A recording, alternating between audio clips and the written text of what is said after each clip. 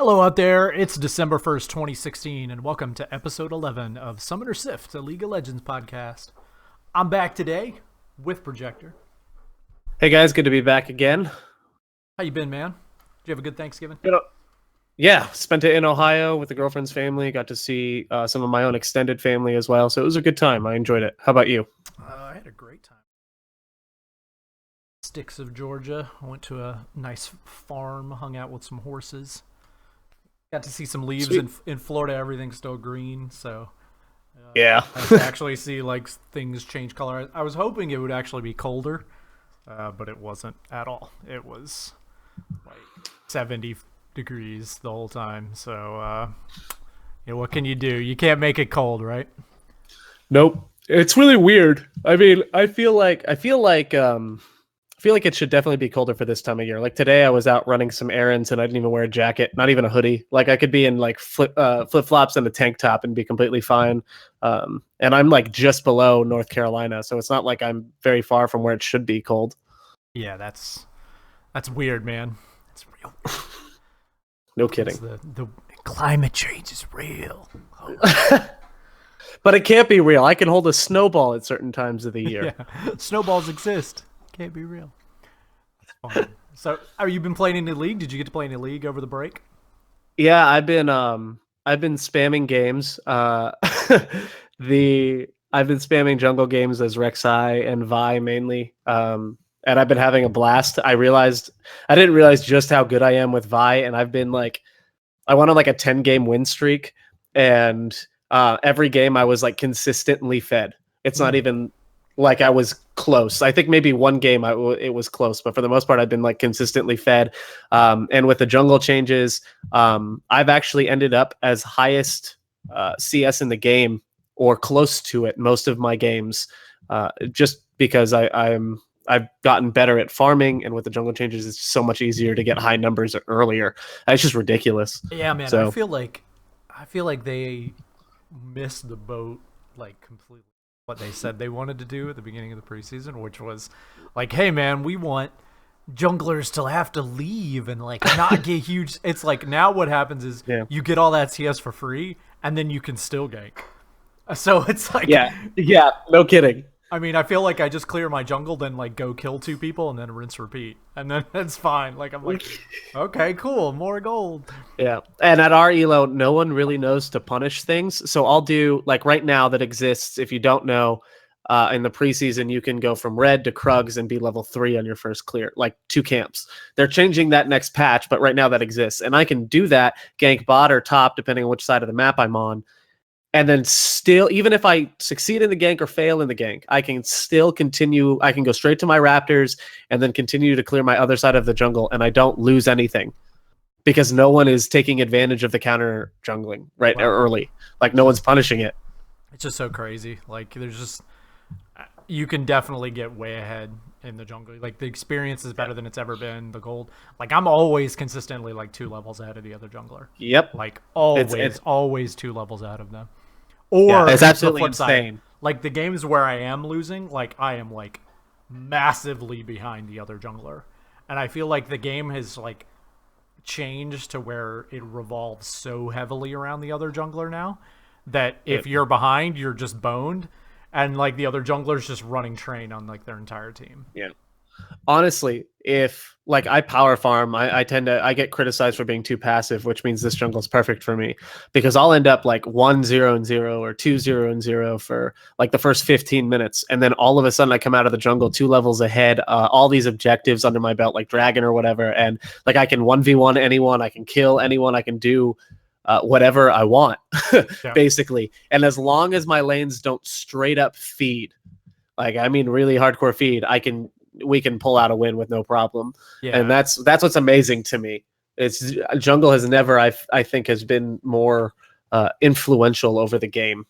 Right. You had to affect the game, but you couldn't just hardcore carry. I mean, sometimes like there's been like weird situations, like there's been times where like you've been able to carry like on Master Yi or Xin Zhao or those types of farm heavy champions, but this is a weird time where it feels like every jungler is like way ahead, and the jungle, it feels like you're the pivotal piece of the game instead of any other lane. I Yeah. have yet to be in a game where I felt like I got mega carried. It was always like I either carried as the jungler or I got like destroyed by the other jungler, Yeah. I which is mean, real weird. I've appreciated my laners when they do really well. Or if my laners have helped shut down the other jungler, that's great. But yeah, the only games I feel carried in are when I play top lane. That's the only games I feel like I'm getting carried in. Yeah, whenever I'm in a lane, I feel like I'm doing nothing, and then whenever I Yep. feel like I'm in the jungle, I'm just like unstoppable. So like it's real strange. It's a weird situation for sure. Yeah, and even after they change, like with the Krugs and everything, I mean, with the jungle the way it is, unless they actually change the numbers, um, It's it's gonna going be to this. stay this Yeah. way It, for the next at least 2 months. It's going to stay this way unless they change the numbers themselves. Pro play is going to be very, very strange this season. Like, very strange. I mean, take aside, and we're not going to get into this because this isn't really like our forte as a podcast because I don't think but like every single pro team, like, there's like this huge carousel. Like, this is probably the biggest changes, like, on team rosters and things that we've ever seen, right? Especially on Yeah. the Korean rosters. Like, it's all over the place. Yeah, no And kidding. and then, like, but this is going to be the strangest season, like, in a while because jungler, it's going to be all about, like, I think there was a couple of, there was a Reddit thread going a while back where Cutie Pie and Scara and a bunch of, like, pros were asked about what the state of the jungle. And they were like, the entire game revolves around not carrying your lane, but how well you can shut down the opposing jungler. If you can stop the other jungler, you win. If you can't, you lose. And I feel like Yep. we've never seen a pro play like that. I mean, it's going to be real strange. So I mean, okay, just earlier today, I played a Rek'Sai game, and I straight up 1v3'd at level 14, a Hecarim, Orianna, and Karma. The Hecarim was level 12, I was 14. The Karma was level 10, and the Ori was level 11. And I 1v3, and I killed all three of them. Like, just nuts. I mean, just absolutely insane to me that all I did was basically power farm. Like, Yeah. that's just amazing. Something is that wrong. You can Like, do that, they've goofed up, like, in Yeah. trying to make them spawn lower, like, make them more impactful. The camps, like, spawn less. They've made them almost like they didn't tweak them. Their camps aren't hard enough because I think they were too worried that, like, the jungle was going to be too hard and it was going to, like, lock out a lot of champions.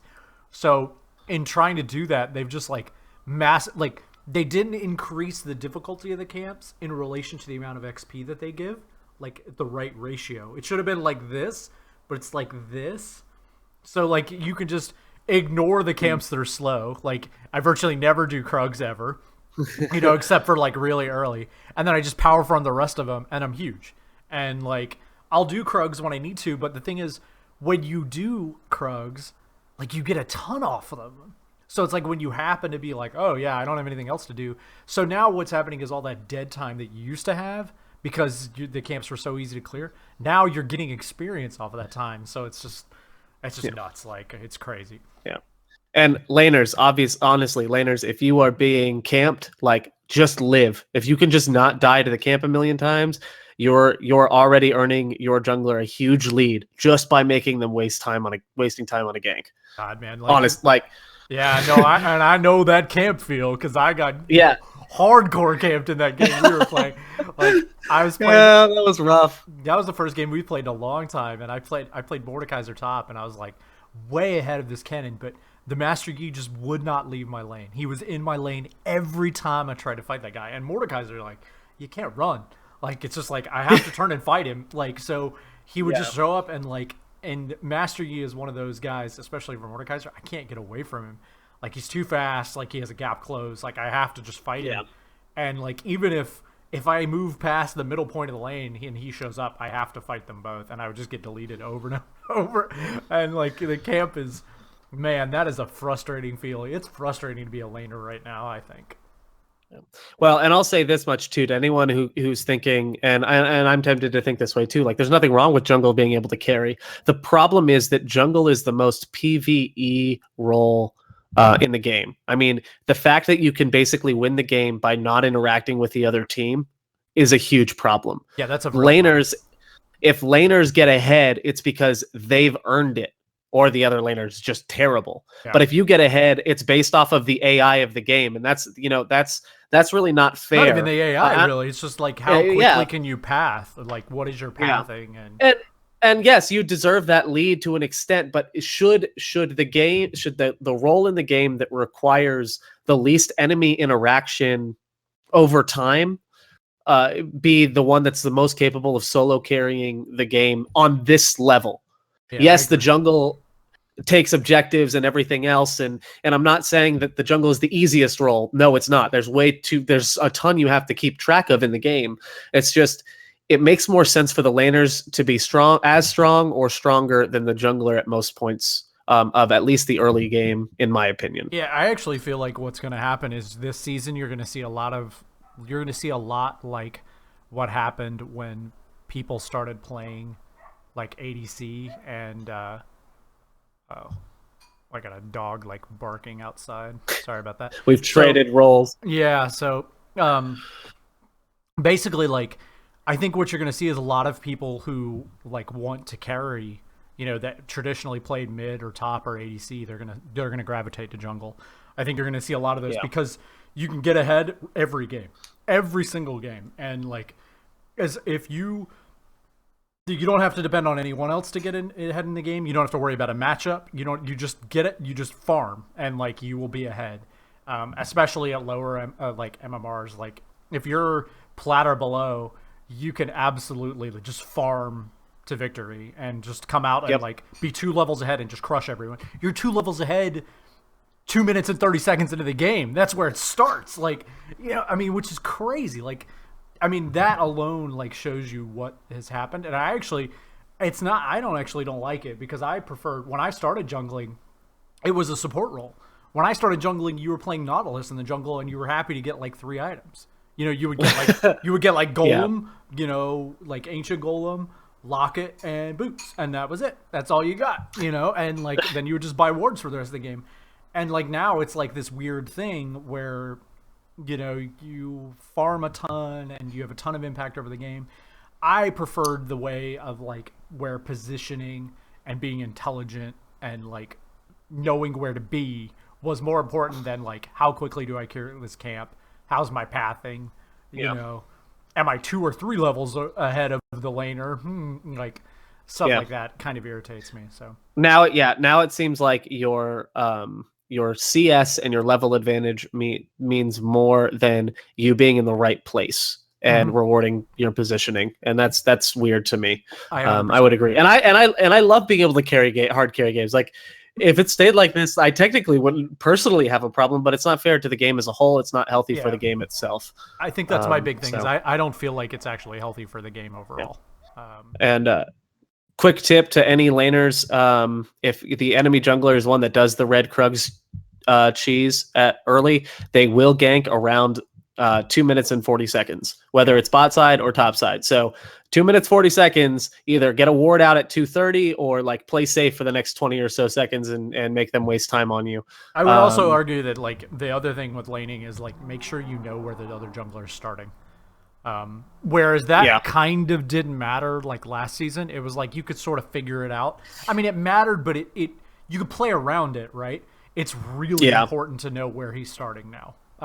Although I would argue the red Krug start, actually, especially if their red Krugs is bot, like so if they're blue, it's way easier to know where he's going to be because they're always going to do red Krugs, always. Yeah, that's right now. I know when they nerf it, it'll be different, but I think that after the nerf happens, I think it'll be just as important. Like you've got to know where he's starting because when he comes out, he's going to be at least a level ahead of you, if not 2. Yep.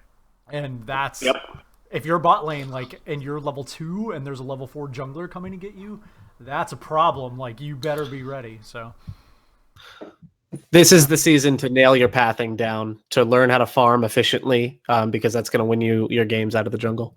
But all right, I think we talked enough about that. Yep, let's move on. Let's move on. But I think that's an important thing. That's the I agree. Game, I agree. Right? Yeah, no, jungle is huge. If you can get it. Yeah, no kidding. Which leads us to I guess that leads us to our next topic. So, how you like autofill? Okay, so luckily it's only happened to me once. and I got autofill to support, and I immediately dodged. Um, and then Classic. and then I queued up 6 minutes later, and I got jungle again. So, Yeah. because the autofill is only supposed to happen like 1 in every 5 games or something like that, like it's totally worth the dodge if you can afford it. I think so Obviously, too. Yeah. if you've dodged once already that day, maybe not. Depending on how you've been doing with your LP gain, but in general, yeah, no, I'm just gonna dodge if I'm ever autofilled. Like I have no interest in being autofilled. The only reason I was able to really get into League of Legends was because I didn't have to learn all 5 roles to the same level of proficiency. I think the other good thing that is your MMR, like our lowish MMR, is definitely helping with that, right? Like so, Yeah. like it's definitely helping that we're not like like diamond, because I think that those guys are getting autofilled like every game, and that Yep. sucks. I mean, that is And not that's the way this game should be, in my opinion. nope. And I have no interest in like climbing that high for that reason. Like I have every interest in climbing as high as I can go up until it stops letting me play the roles that I want to play, because I play this game to have fun, and if I'm not having fun, then I'm not going to play it. So that's just how I feel about roles in general. Like if I'm stuck playing support or ADC or mid lane, like there's really not a lot of champions in those roles that I enjoy a whole ton. Mm-hmm. And so I'm big on, like, I play tanks. Like I was looking at my mastery the other day, and it's all melee bruisers and tanks that all have my mastery. Yeah. I just don't enjoy playing other champions, and so I don't want to be forced to play something I don't want to play. I'll tell you one thing. I was so last couple seasons, I've been playing top jungle or jungle top, and I can't stand top lane. I'm done with it. So what I've been doing is jungle support, and I actually feel like support's in a better spot for me currently than top lane is, because just the champions that I like to play, like Thresh, Alistair, like they're really good right now because of Colossus. Thresh is insanely overpowered right now, I think. I don't know that.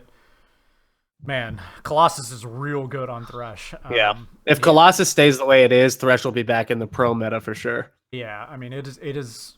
I think they'll nerf it a little, but I still think that just the way that mastery works is very positive. Actually, you know what? I want to touch on that real quick. So I think we've kind of touched on the autofill thing. Like, it really sucks if like you get autofilled, and if you're in an MMR where you're getting autofilled, you should absolutely be just like spamming Riot with all of the hate. Because like, if I was getting autofilled every game, I probably wouldn't play League of Legends. I'll be honest. Yeah. Like, I want to put. I want to play the roles I want to play, and that's the way it is. Like, I didn't sign up to learn how to do every single thing. Yeah, I'm not I very agree good that at you it, to should- be honest. Like, Well, and I agree that you should know how to play the roles at a basic level, but expecting people to learn 5 roles to an equally proficient level is a bit much, in my opinion, especially when a lot of your player base are like working adults that sometimes only have time for 2 or 3 games a week or 1 game a night, and you're gonna put them on a role that they don't have fun with. That's just that's the struggle for me. you know, I get. I Go get ahead. it too. No, well, one thing, I thought of this the other day, and I don't understand why Riot doesn't. Riot, if you're listening, here's how you instantly fix the support problem, right? Because the problem is nobody wants to play support. That's like the biggest problem, right? Yeah. Support is the big hinger. When you get autofilled, you end up being support. That sucks.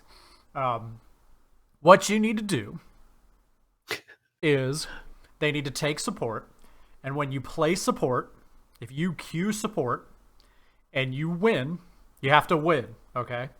So if you queue support in ranked, and either one, I don't care which one it is, and you win, you get RP. So you get a small, tiny bit of RP. And ta-da, your support problem is instantly fixed.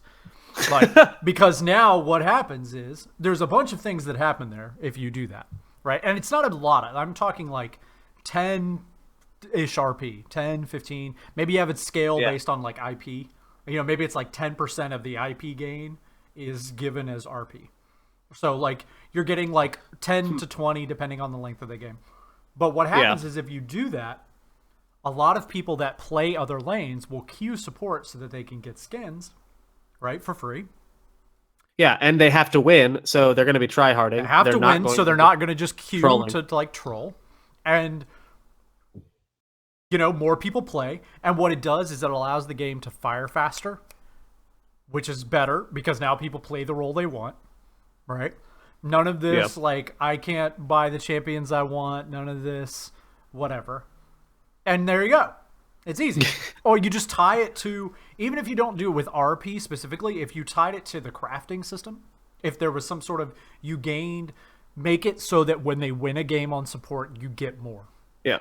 And like I think it's simple. It's so easy. I think Riot is slowly getting to the conclusion that there's nothing like we can do to the role itself to make it more enticing to play. Like, I think they're slowly starting to admit that with some of with making autofill enabled, because they basically just said, look, not enough people play support. I actually think that the game is always going to be that way. So I think no, that's what I'm saying. I think they just need to accept it. Even if they fix support, right? Even if they because there's a really good article on riftherald.com, which is a great League resource. Actually, I think one of the best, if not the best, League of Legends website for news, other than Surrender 20. I mean, those are staples. But Rift Herald has editorial type content, and they have a thing with Riot Light about making support more attractive, and in my opinion, they're overcomplicating it. They're trying to fix the role. Why don't people want to? There's always going to be a role, and no matter how attractive they make support, that people don't want to play. Okay, less people are going to want to play it. If it's not support, it's going to be ADC. If it's not ADC, it's going to be jungle. If it's not, because jungle used to be that way. Jungle and support used to be neck and neck, right? They used to be pretty close. Jungle, you got it all the time. I was a jungle support main. My queue times were 20 seconds. Right? They were just instantaneous. Boom, boom, boom, boom. Jungle changed a lot, so now people play it. But the longer the game goes, whatever they change, there's always going to be a role people don't want to play, and they'll always have this problem. So what you do is you just take the least popular role at the time, and you just incentivize people to play it. That easy. Yeah. You just pay people to do what you want them to do. It's that easy. Me as a marketing guy, I know how to make it work, and it doesn't have to be a lot either. That's the crazy part. As long as there's some sort of I'm doing this to get RP. And then what happens is all those people that didn't play support before now have a reason to. And then maybe people get exposed to the role and they think, oh, well, actually I have fun playing this and I'm going to do it anyway. Yeah. But what will actually happen is people will do it to grind. They'll be like, oh, I want to get a skin. I want to buy Elementalist Lux. I'm going to play 300 support games.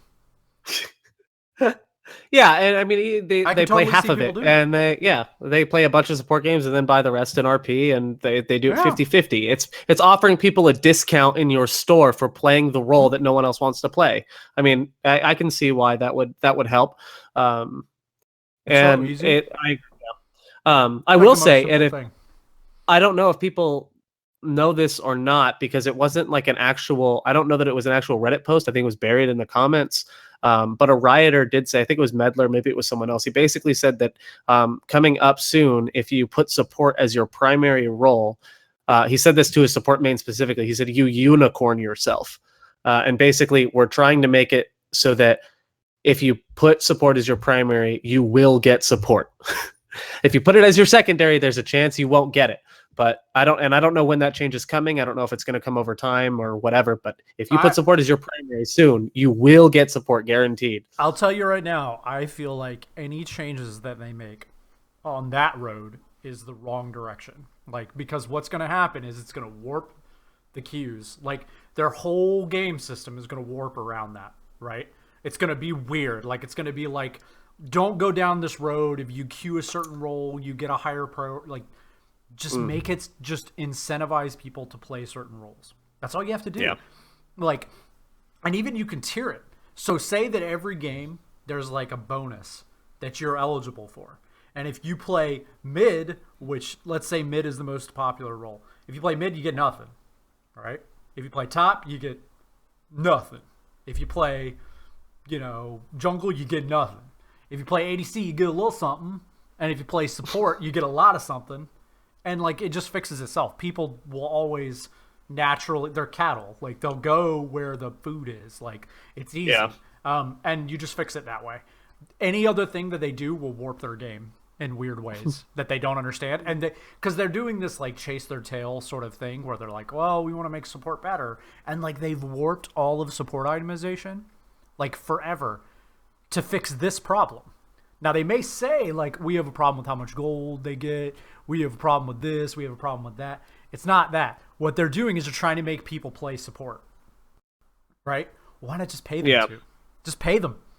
People like stop warping your game. Design the way you want to design, and not around queue times. And like, pay them, and it'll instantly. If you announce that overnight, instantly your queue problems are fixed. Yep. Yeah, I can see why. I mean, I don't know if it would fix it all the way, but it would certainly help a ton. I think, and yeah. So I like 99% agree with you. And if you think about it, every time somebody gets autofilled, what do? They get pissed off. They feed, right? Yeah. So now they're 0-5. And the problem is you can't surrender until 20 minutes because you've got this idiot who won't, but hopefully soon you'll be able to fix that, right?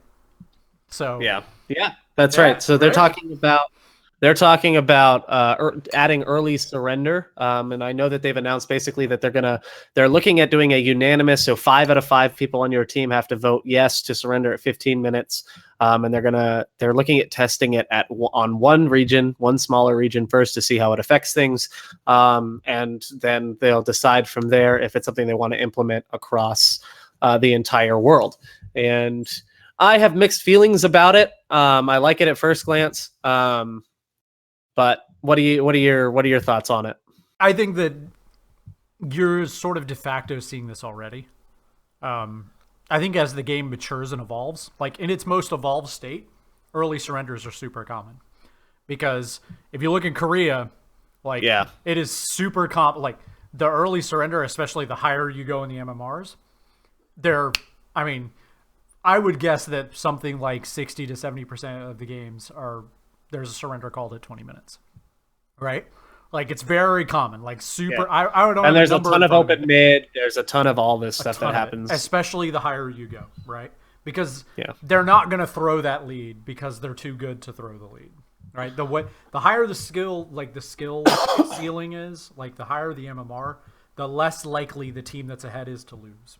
All right, it grows like very, Whereas like when you're up 10-0 in bronze, like, and it's 20 minutes of the game, it don't mean nothing.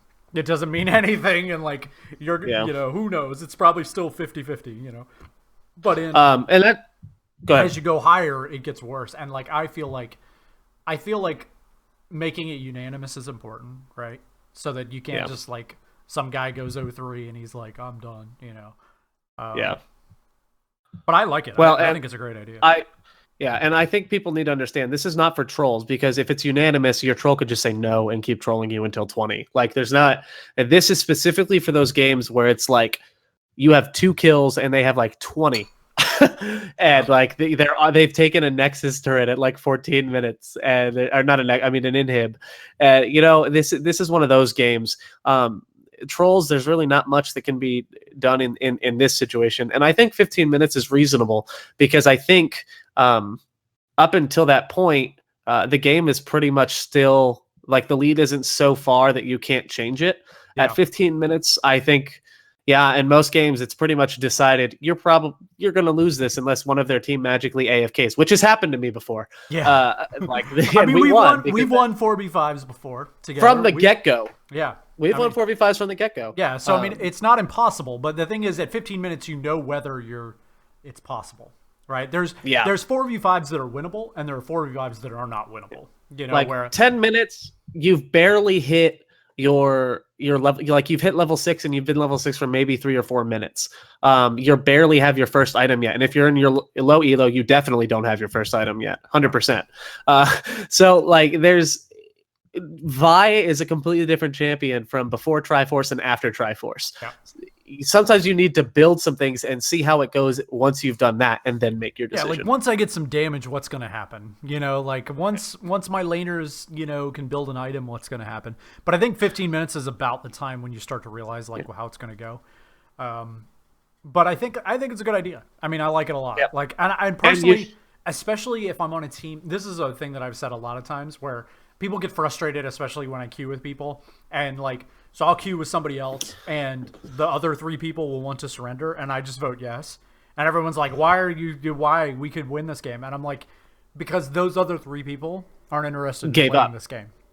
So you know what? Yeah. If 3 out of the 5 are not interested, I'm good. Like, I'm fine. Like, we can move on.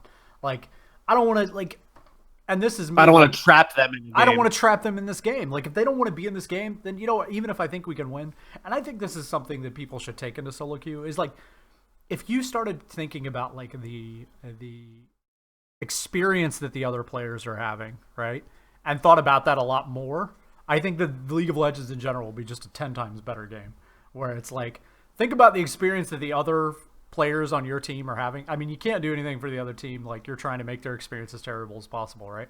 But like, when your Yi is like 0-7, and like maybe you can carry this, and like him and 3 other guys want to, like him and 2 other guys want to surrender, maybe just surrender. Like, they don't want to be in the game. The Yi's done. He's checking out, and like he's finished. He doesn't want to play anymore. Yeah. And like, who am I to tell that guy how he's going to spend his next 20 or 30 minutes? Yeah. Sometimes I say, hey guys, let's give it one more shot, and if we lose the next team fight, like, I'll surrender. Yeah. Sometimes I'll do that and try to like compromise with them, but yeah, I'm with you on that. If my team doesn't want to do it anymore, then who am I to stop them from it? That's my big thing. Like, especially in big queues where like, you have 3-4 people and they just all start getting grumpy. It's like, I'm good. Like, let's get out of this. Like, we're not interested in playing this. The one thing, and Riot, if you're listening to this, please don't do this, is at 15 minutes, what I really don't want is the same chat text to come up that the remake has, which says like, you now have a minute to early surrender if you want, or whatever. Yeah, no, I totally agree. Just because I use the chat to keep up with ping timers, with flash and summoner spell timers, all that. Like, the chat is useful, and if you clog it with more objective information that isn't relevant to what's happening in the game right in that moment, it's only making my job harder, especially as a jungler. Just let it enable like the regular surrender does, or maybe you can just add one line that says you may now early surrender. That's fine, but don't give me like 3 lines of text that clog up my chat box. I would rather that not be prompted. I would rather it just come up, people can FF, and it says maybe once you start the vote, this vote has to be unanimous. Or something like that. But don't prompt them. I don't want the prompting, because what'll happen is when you remind people that they can surrender, they will. And like, Yeah. So that would be my only thing. Like, I'm fine with it. Just let us surrender anytime between 15 minutes and 20 minutes, and let it be what it is.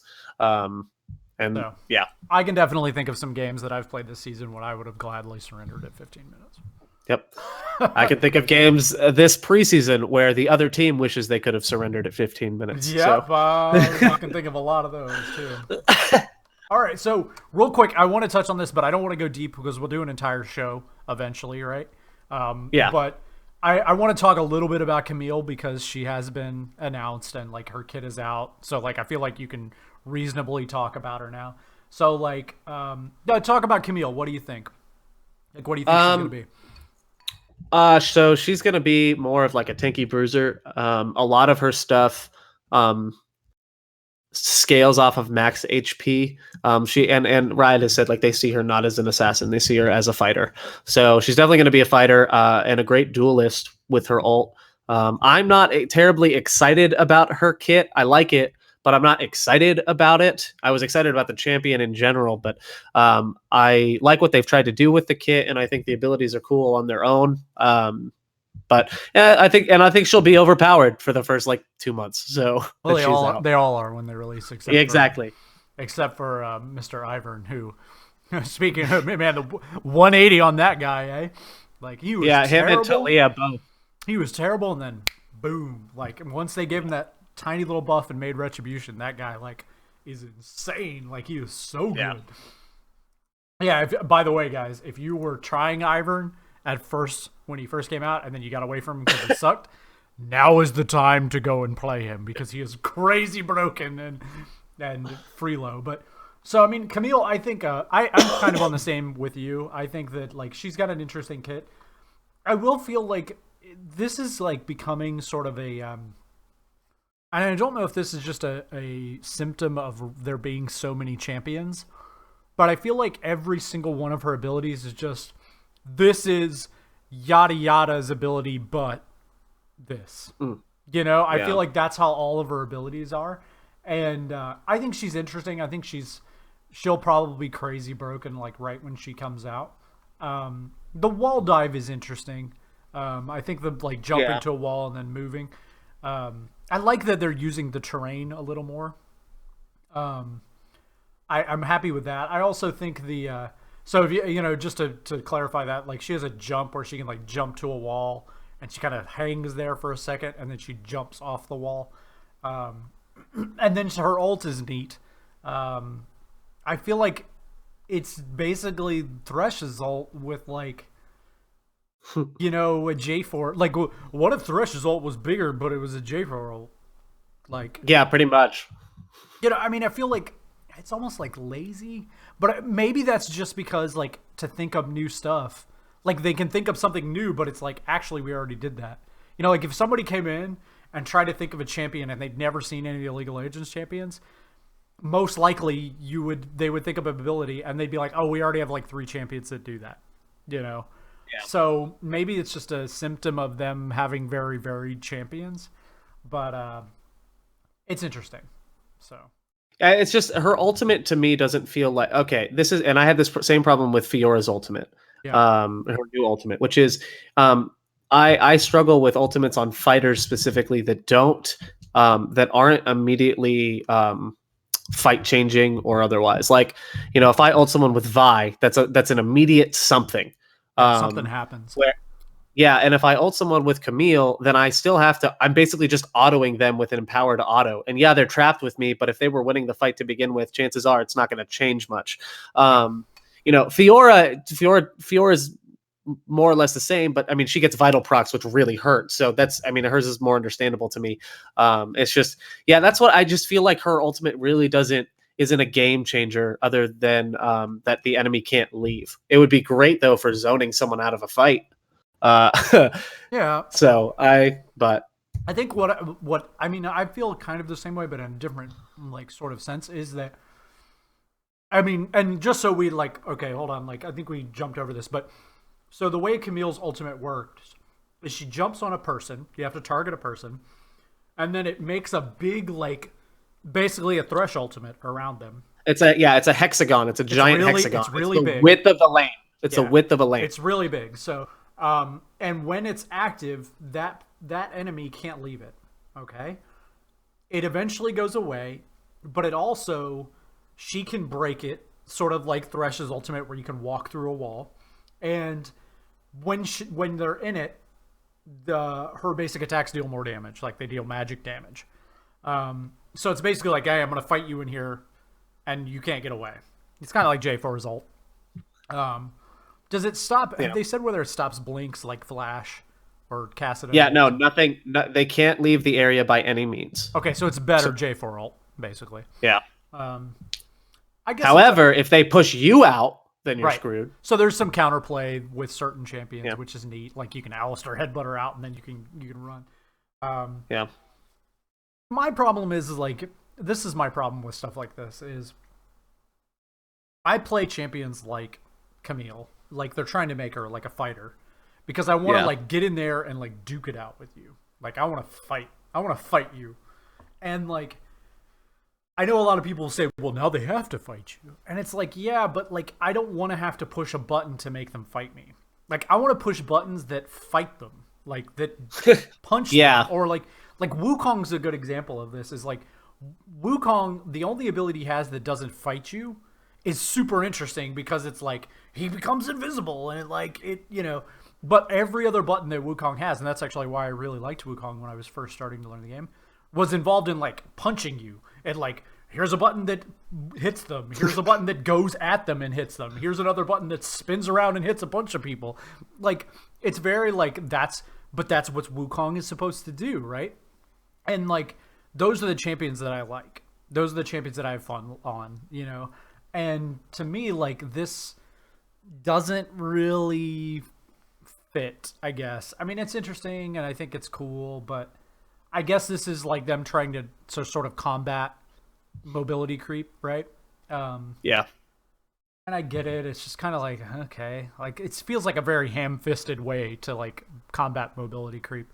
I felt like Poppy's ult, or Poppy's E, I think it is, was the same, or maybe it's her W, the big shield around her, was sort of the same thing.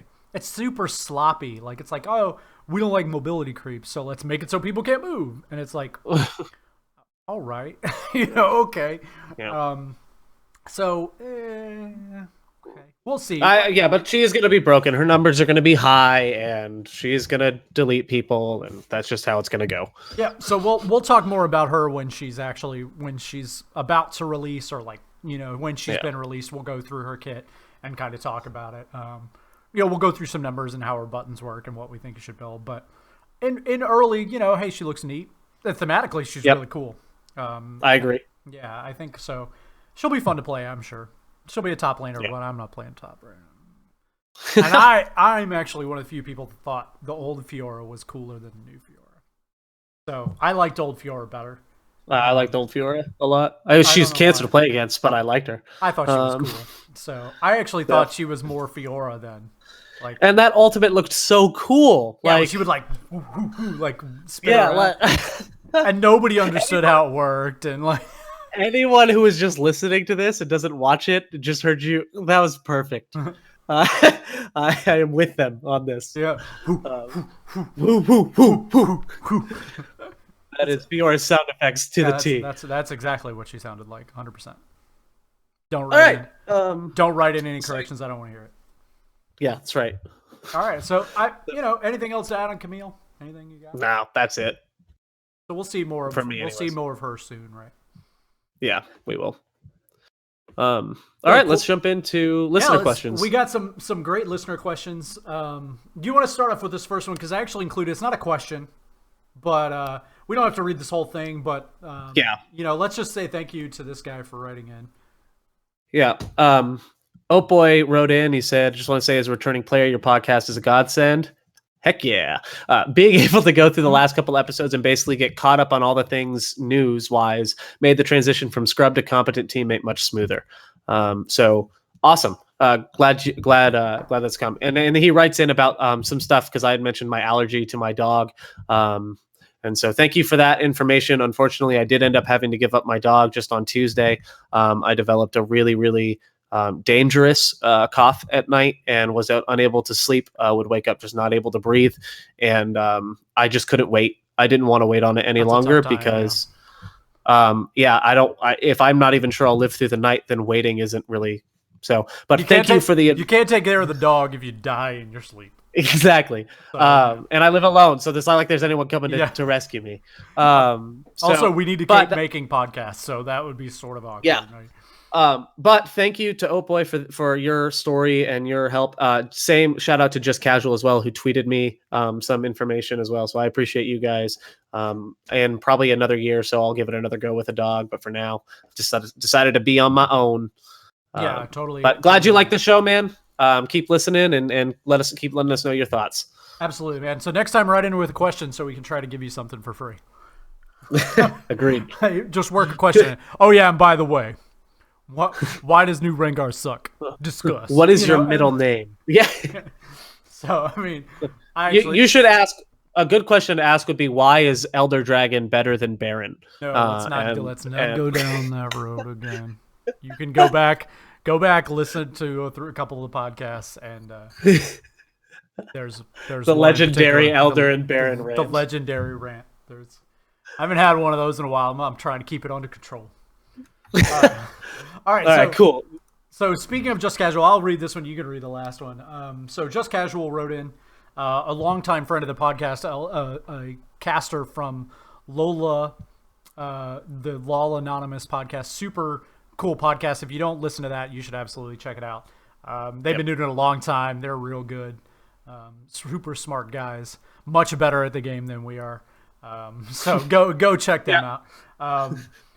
He writes in and says, "Hey, keep up the good work. Always enjoy the podcast and contents. You guys have become a part of my top podcasts. I always listen to the week of release, and I listen to a ton." Well, we appreciate that, man. We apologize. Yeah. One thing I would like to say is that I appreciate everybody writing in and saying how the podcast is, even when we took a bunch of time off. Holidays and stuff. Keep listening. We'll keep making them. We promise. Yep. He says, after listening to the latest episode about one-tricking and being a one-trick player, what are your tips for learning a new champ to proficiency? Do you have a specific process, grind games, etc.? Thanks and keep up doing God's work. All right, so you are the penultimate guy to discuss this because you did exactly this. So tell us how to one-trick, buddy. How do you learn another champ? So here's what I do. This is for jungle, but it can apply to any role. So what I do is if I like a champion, I'll look them up on pro builds, or I'll look them up on Law King or Mobify or whatever, and I'll look up builds to get an idea of what runes to run, um, what masteries to run, etc. And what I'll do is I have an extra rune page that I don't normally use in my games. It's just a test page, and I change that up for whatever champion I'm trying to learn at any given time. I open up some custom games. I don't ever finish them. I put some enemy bots in and go to whatever lane I'm going to be learning the champion in, or the jungle, and I do maybe 5 to 10 minutes of playing, and then I leave the game, and then I do it again, until I have the mechanics down, until I feel like I have a grasp on what his abilities do, how they work, the damage, how to CS with that champion. Because CSing with Anivia and CSing with Darius are two very, very different things. Learning all of those things, and then I'll go into normal games. And when I go into normal games and I feel like I'm impactful in the game, and that's just kind of a subjective thing, when I feel like I have an impact on the game, that's when I will start going into ranked with it. When I start feeling like I am consistently winning, doing well in winning, and not getting carried, but a part of the carrying, that's when I'll take it to ranked. And so that's mine. Usually it takes me about 15 to 20 normal games before I take them into ranked, if it's a champion that I found synergy with. So that's my process. I don't know what if you differ in how you do things. So I'm totally different. The opposite. I am Yes. that D bag that is like first time Mord going jungle. Let's go. Oh, on my Smurf, everything changed. On my Smurf, the rank became normals. So I would also highly recommend that anybody who wants to learn like other champions, do it on have two accounts, because I'll tell you, League of Legends is a lot more fun with two accounts. Okay, because you're gonna have an account that you want to play ranked on, that because it's really hard to get good practice in if you're not playing ranked, because normals are a totally different game. And yeah, I think that having a Smurf that you've leveled is a great way to learn. The leveling time is not as long as it used to be. When I played Mord, I literally the first ranked game I played, I played two ranked games on my Smurf once I hit 30, and they were on champions I knew how to play, and then immediately the third game was Mordekaiser, and then I played Mordekaiser for like 50 straight games. So, Yep. and if you remember, those early games were not all right. I died like yeah, they were 11 rough. times, and then like 12 times, and then I only died 9 times, and then you kind of figure it out. So I think it's different for everybody. Like, if you're really interested in climbing, it's probably not a good idea to just slam that baby into ranked. But eventually you got to play it, But again, like I said earlier, going back to the same point, keep the other players in the game, their experience in mind. If you're I'm gonna play Lee Sin for the first time, and I don't ever jungle, and you know what, let's go, and you just roll in and you don't know what you're doing, hey, that's not fun for them. You wouldn't want that in your game. Don't do it. But I think that I maybe am a little less conservative on how many normal games I play, but I would definitely suggest hey, be mindful of the individuals that you're playing with. So Well, I mean, I say, that's my process now. When I played Nocturne, I played 2 normal games, got fed in both, and went, okay, I'm climbing with this, and then climbed almost immediately. I mean, sometimes you just find a champion that like was made for you at that time, and that's what Nocturne was for me. So, Yeah. but as far as if I want to learn a champion now, like I'm still kind of nervous to take even Kha'Zix into normals. Granted, his isolation is currently on the current patch messed up a So bunch, broken. Holy but moly. but either way, I'm still hesitant to play him, Yeah. because I used to feed a lot on him, and I just haven't gotten over that. But yeah, do what is comfortable for you, but definitely know what your abilities do before you start ruining other people's games with the champion. That's I think my biggest thing is just like before you do whatever it is you're gonna do, just think about like the other players in the game. Just have a brief 5 second like if I play, you know, if I play Yeah. Vayne support, like is that good? Like are people gonna be happy with me? And like just maybe think and if not, maybe that's a normal thing. Maybe that's If I where you need to can't go. if I can't clear my own jungle, do I really want to affect 4 other people on my team? Yeah, do You I? know, How did I feel the last time my jungler died at his red buff and then died at his red buff? yeah. Now, I will say this. I had a normal game last night where our support Sona stole red buff from Jax level 1. Um, and Jax proceeded to be a trooper and stay through it. Oh Okay, he man, learned he knew how to clear his jungle when things didn't go his way immediately, and I think that's the most important thing as a jungler, yeah, being able to adapt. adapt when things go So, wrong because it's gonna happen. yep, If you, yep, I've had my jungle stolen from me more times than I just got to figure it out, man. yep. Actually, my very first ranked game this season, I started. I was playing Mordekaiser, and naturally, so I was Mordekaiser jungle very first game this season, and I started Raptors, and one of the guys, like one of the supports, I can't remember who it was helping me clear my camp, and he used an AOE. I think it was Brand. It was Brand support. That's what it was, and he AOE'd the camp and killed like 4 of the small ones, like Yep. because they were low. That's And just, I was like, uh, and just powered it out. I ended up winning that game and carried it. yep. Yep. And honestly, as the jungler, like, and I know we always come back to jungle because we both play jungle, Yeah. so it's fine. Get over it. We like as a jungler, you control if they're gonna, with the exception of Krugs, you kind of control whether Twitch poison or something or like Brand's passive is gonna steal a camp from you. It's much You easier can this cut. season too because you don't have because of the regen that you're getting off the smite. You should be Yeah. ending camps with smite, not starting them. Yep. So like slight tweak. Like before, there was a reason why you would smite early, right? Now there's Yes. no reason. Like you should be smiting a camp to finish it. Yeah. And And real ideally, you shouldn't even be smiting the first camp to finish it. But Yeah, I if agree. you're in a position where you need to, that's fine. But ideally, you want to save your smite. So So yeah, I mean, I think that about covers that. Just keep doing Yep. you, but have other players in mind. That's the biggest thing that I could preach there. All right, what do you want to take this next one? Yep. All right. So this next one is from Daru92, and he says, "Hey guys, greetings from Ireland." All right, I think that's our furthest listener that I know of at the moment. I could be wrong. Maybe there's someone further away. But it I says, think Lycos is also EU. I Is- think there's another EU guy that's far away too. So I know there's someone I know there's someone I've talked to before that's EU, but I think he's in London. But I don't know my geography well enough to know which is further away.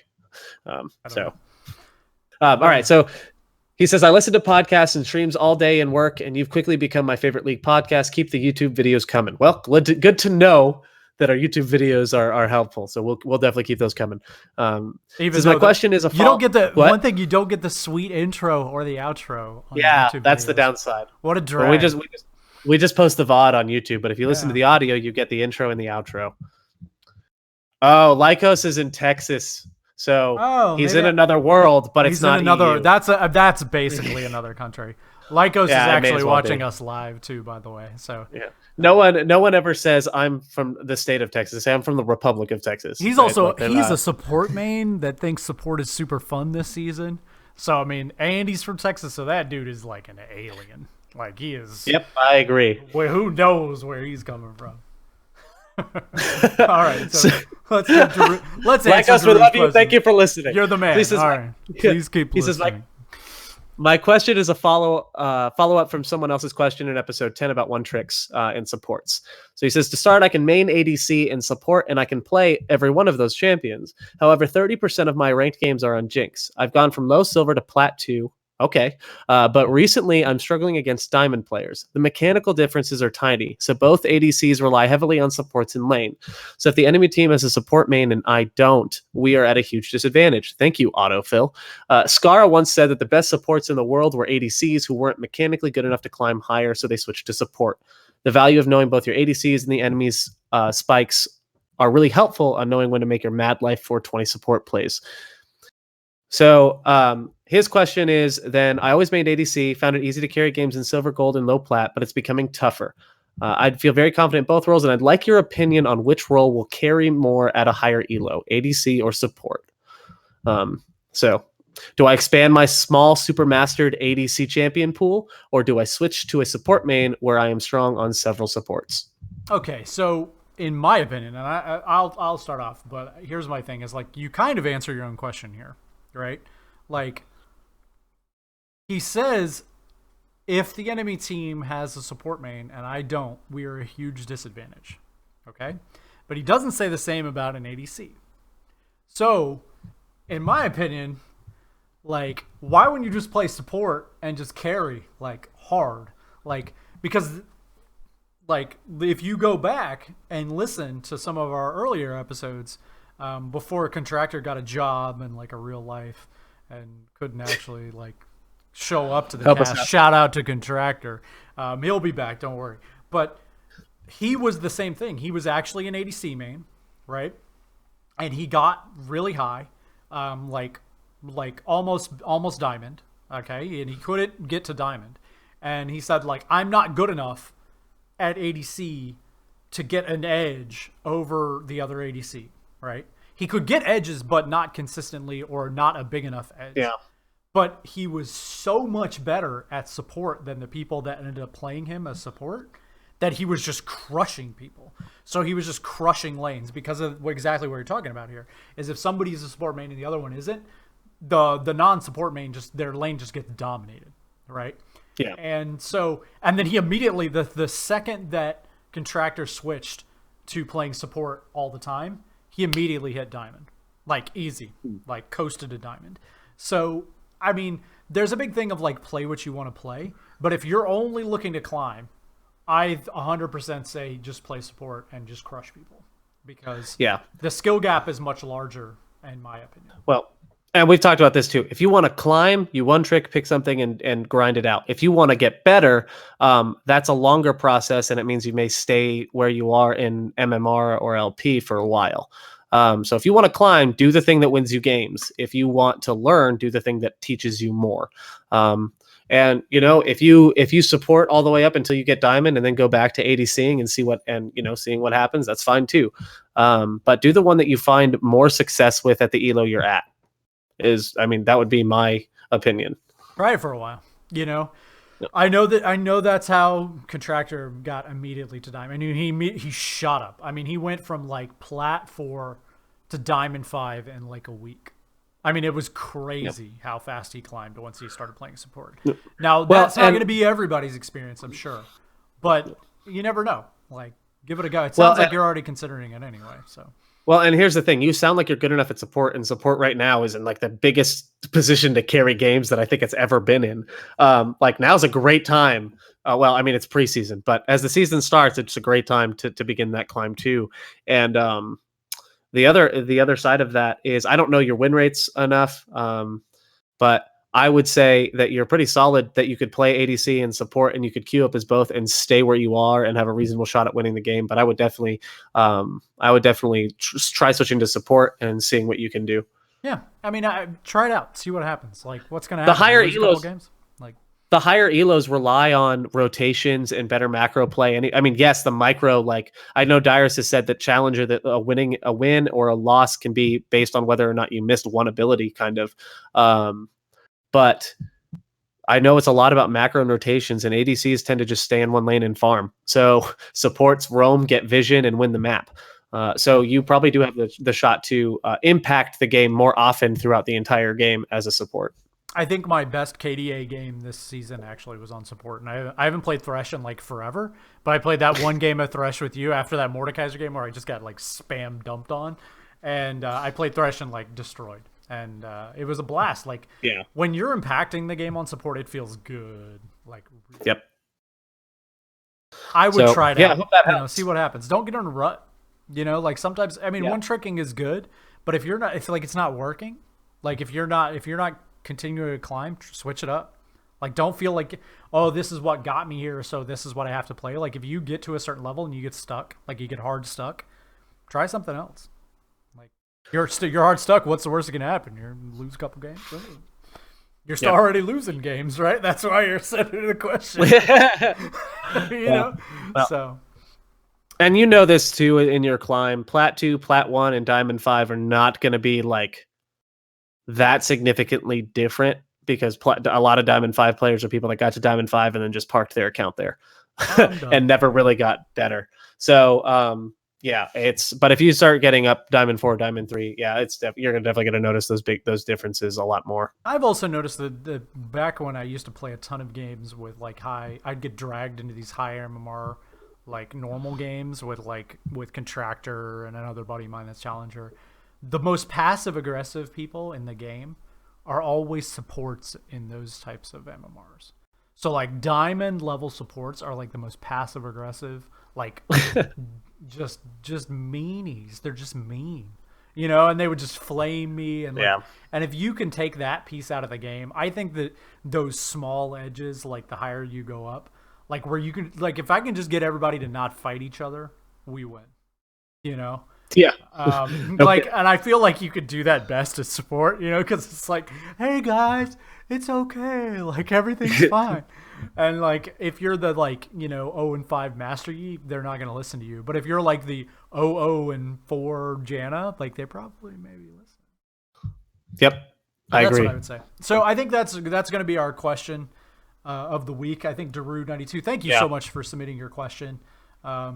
You know, we'll figure out how to get you. Please email us at summonersift@gmail.com. We'll get you situated. I think you're an EU West player, so we'll have to figure out how to get your RP. But it will happen. We have done it in the past. My suggestion is that you buy a server transfer to NA. We give you the RP, and then you use that RP to buy a server transfer back to EU. Problem solved. There you go. Boom. Done. Yeah, that's the fix. We did it. We did it. The hive mind at work, right? So anything else to cap it off? Any final thoughts that you want to leave the audience with here? No, not really. The last thing is if you're not going to build health, don't build Colossus. I know I said that last episode, but I've seen it over and over again, and I just destroyed a Vi today who went Colossus and then went Warrior. Don't do it. Don't do it. Also, Lee Sin's still pretty good, boys. Like he is. Still an okay insane champion. That's what I'll leave everybody with. All right, that's the cast. Thank you so much for listening. Yep. We'll talk to you next week. Thanks again. Take care. Bye.